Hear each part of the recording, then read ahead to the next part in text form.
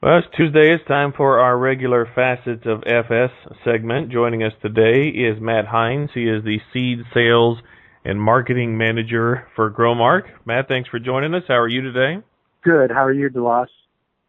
We're doing all right. What goes on this time of year? I know that some folks try to get seed sold as early as, August. And so hopefully a lot of orders had been made, but I assume there's still some purchases that can be done this time of year? Yeah, there is, and we try to do things early on, and growers usually know how things perform, and so there's not usually a lot of changes. That's why we can do it early on. But there are circumstances where people have to wait and take a look later on, and we still have a few more acres to book. There's always some swing acres, and those are the things that we're working on hard now with our salespeople as well as the grower to help make that decision depending on what commodity prices do to loss. There's been so much talk about additional acres to soybeans for 2015, maybe 3 million, maybe 4 million acres more to soybeans. So I guess I could ask the seed sales guy, has your business reflected, whether that's in Illinois or anywhere where you do business, has there been a shift for more high soybeans? We've seen we are ahead of pace from a year ago, but not as much as what would be indicated by having that large of a swing, a 3 to 4% swing to loss. So I don't think right now that we'll see a little bit. The fall probably helped that some because we didn't get as much nitrogen on. So there's acres that could swing. So it's going to depend on the spring and how the spring comes forward, whether we have an early one or not. And then the other thing that really plays into this more than most, quite honestly, unless we've had a lot of beans on beans or corn on corn, is the fact of the commodity prices. And I think as you can note and take a look the last few days or the last couple of weeks, soybeans are starting to come down a little bit.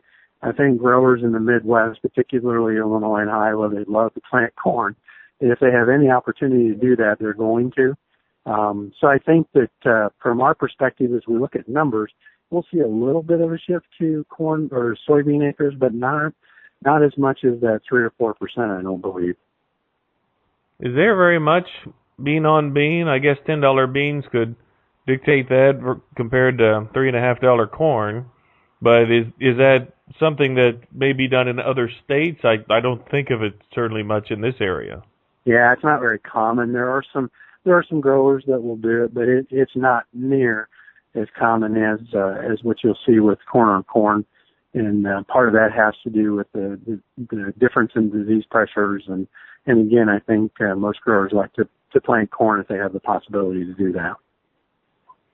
I know you're from the sales and marketing side, but I know that research is an ongoing thing. We do have corn and soybean product managers, and we stay up to date with all of our vendors as we work with the genetic suppliers, as well as the trait suppliers, to understand what's coming and what we can look at. I think our soybean people have a trip actually to Puerto Rico shortly.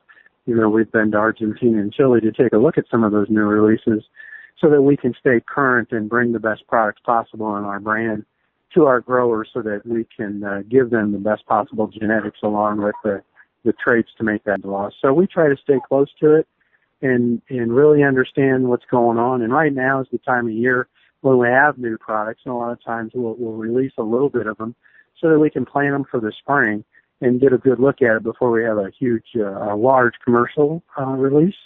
And one of the things that we're going through right now is this Roundup Ready to Extend soybeans that Monsanto is releasing.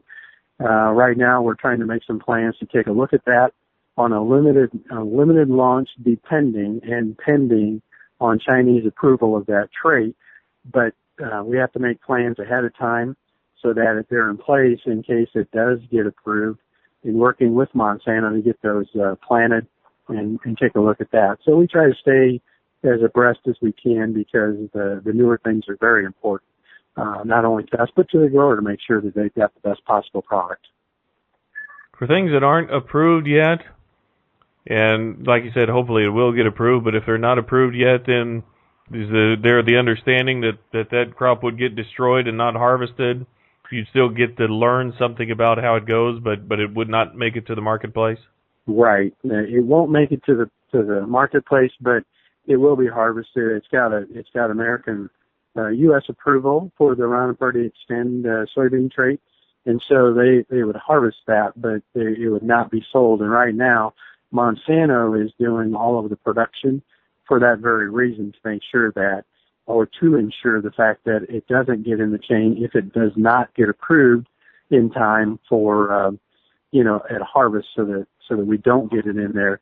They take every precaution they can to make sure that doesn't happen. But it gives us the opportunity, and we have in the last 2 years, been able to see those products in the field and even look at some yield data. That was Matt Hynes. He is Seed Sales and Marketing Manager for Growmark.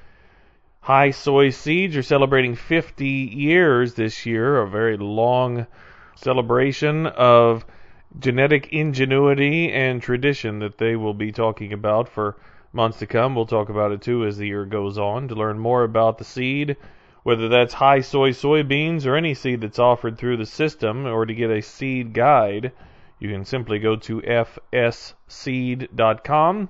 or stop by your local cooperative. Stay tuned. We'll have more next on Good Time Oldies 1290 and 102.7 WIRL and 1290WIRL.com.